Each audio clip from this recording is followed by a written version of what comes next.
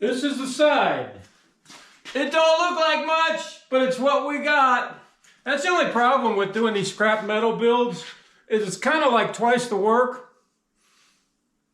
Because you got to clean up all the pitting and rust from all this steel. Well, you can't really get rid of the pitting, but the rust.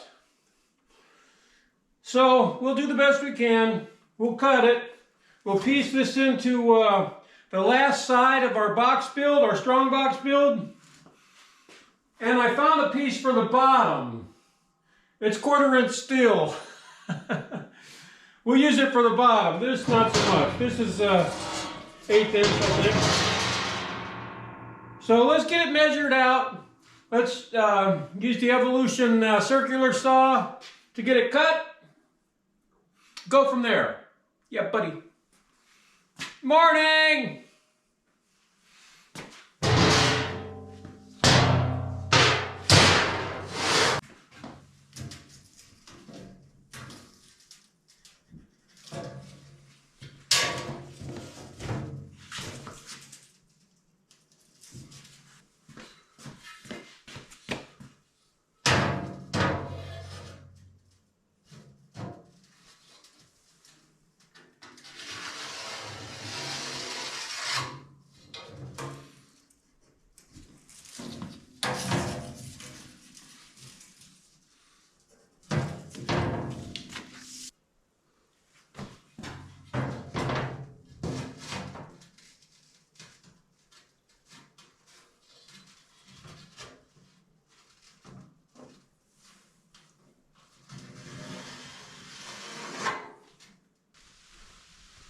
Looks like it's going to rain today, boys.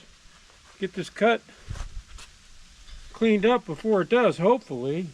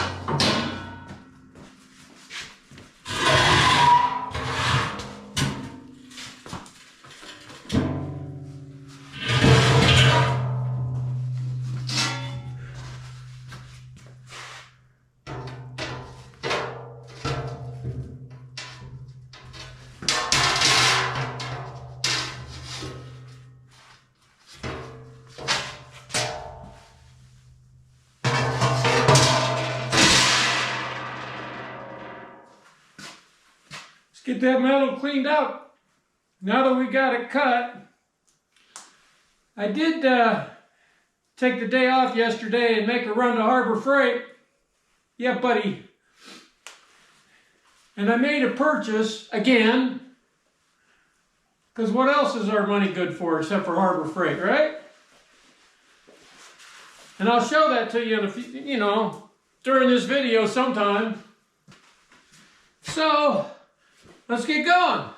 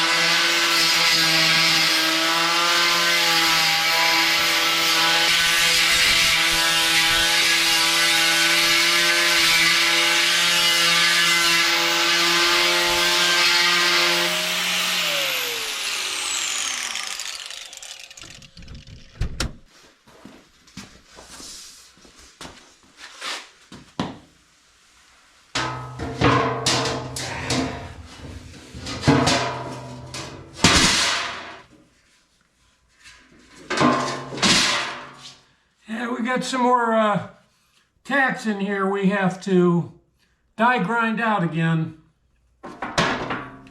Let's do that.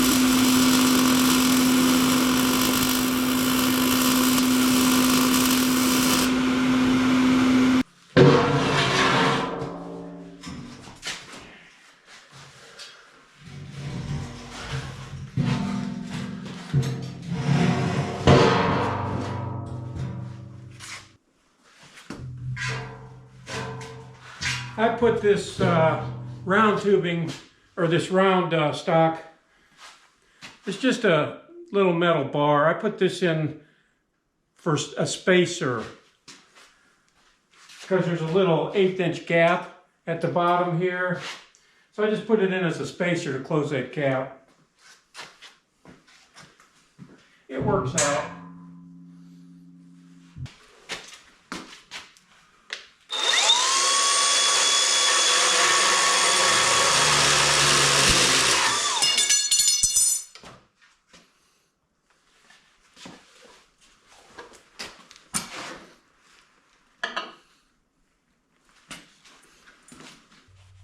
For little pieces like this, to clean it up, I just use a little piece of steel wool.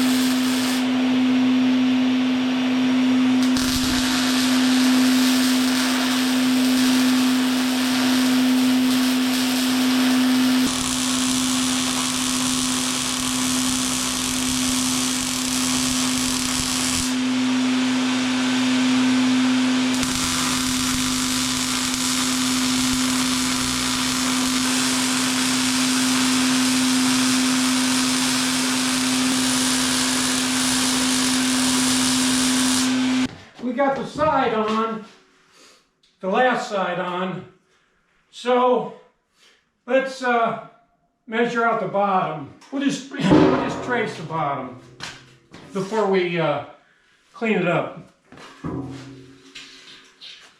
That is heavy.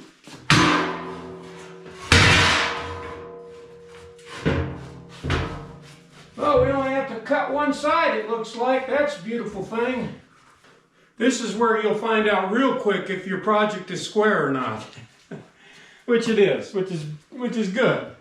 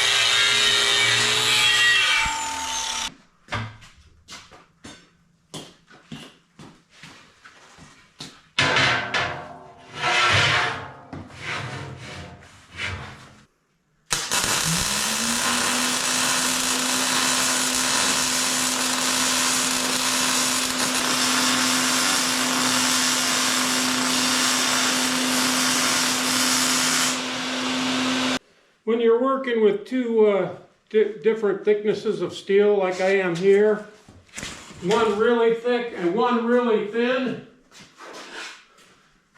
start your welds on the hottest setting for the thick ones and just move the puddle down or to the area where the thinner steel is.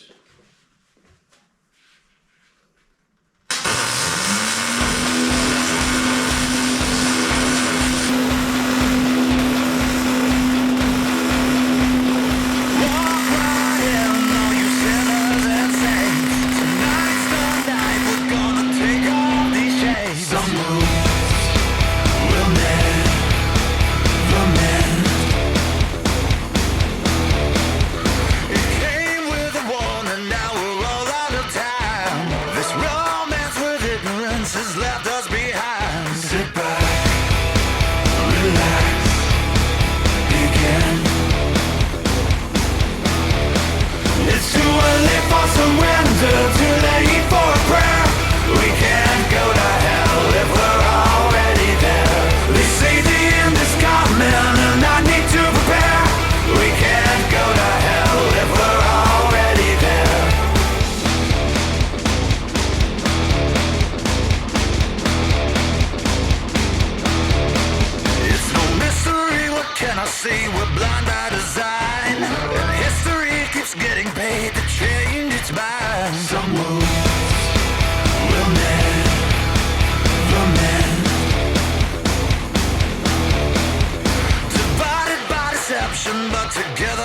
us rise, deafened by the naive while we silence the wise. So sit back, relax, begin. It's too early for surrender, too late for a prayer. We can't go to hell if we're already there. They say the end is coming and I need to prepare. We can't go to hell if we're already there.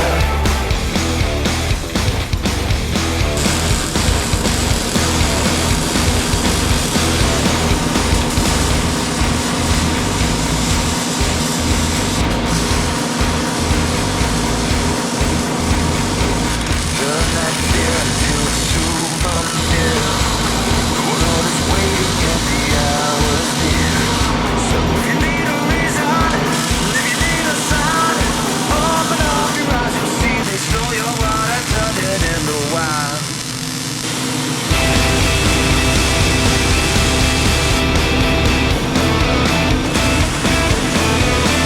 Sit back, relax, begin. It's too early for surrender, too late for a prayer.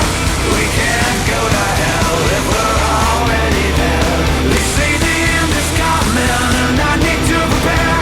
We can't go to hell if we're already there. It's too early for surrender, too late for a prayer. We can't go to hell if we're already there. And they say the end is coming and I need to prepare.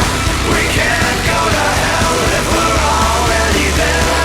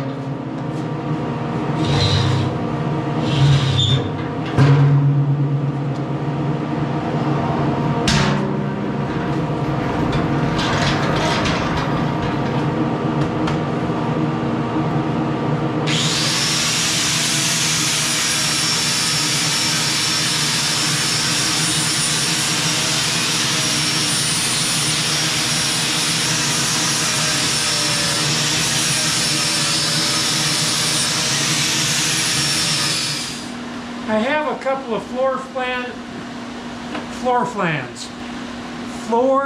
fans going, angling out of the shop. It just helps keep the dust down. When you're grinding in here, not only does the magmatic work really well to clear the air, but these little floor fans do also. They really, if you open up the overhead door a little bit and just leave them on for about 5 minutes, it'll blow most of the dust out of here. And then you take your leaf blower and blow the rest of it out. It works really well.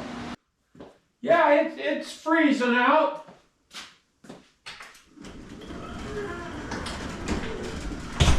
Sometimes you gotta make sacrifices, huh boys?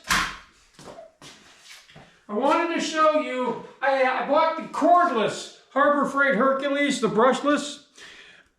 I don't have a cordless in a full-size bandsaw, and I gotta admit, the last 3 or 4 projects I wish I had, because, you know, I had to plug it in. It's hard. So, yeah, this Hercules, thus far, I'm pretty impressed with. I really like it. I like it a lot. So, yeah, let's hang it so we can display it somewhere. Yeah, buddy.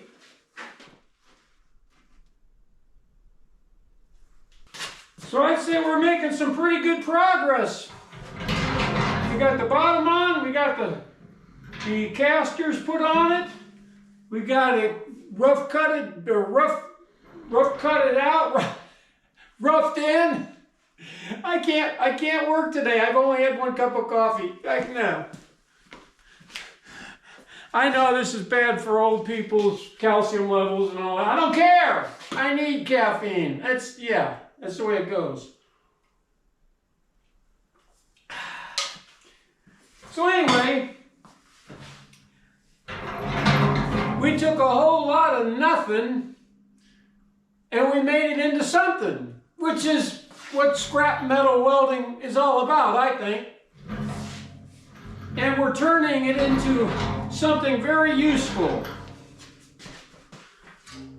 And I will admit that I was kind of worried I wouldn't have enough steel, but we made the old crappy stuff. We made it work, and that's the idea of it, you know?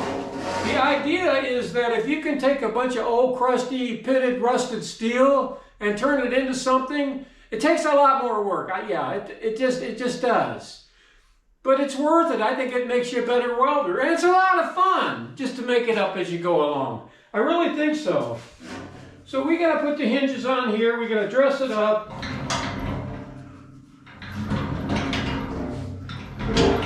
And then, you know, we can hang it now if we want to paint it or whatever. So that's pretty cool. So we're not too far from having this finished.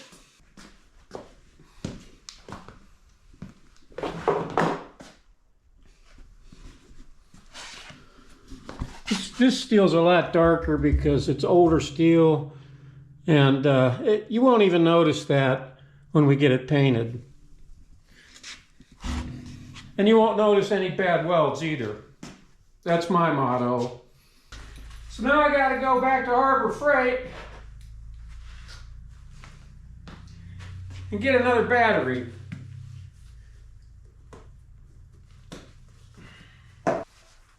I got these knee pads at Harbor Freight too. I wanted to tell you, with the exception of these rubber placeholders or tighteners or whatever you want to call them, these are very, very comfortable. They're only like 12 bucks, something like that, maybe less. You get a coupon, heck, less than 10 bucks, well worth it.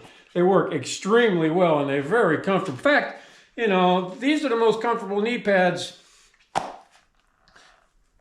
that I think you can get. And for the greatest price also.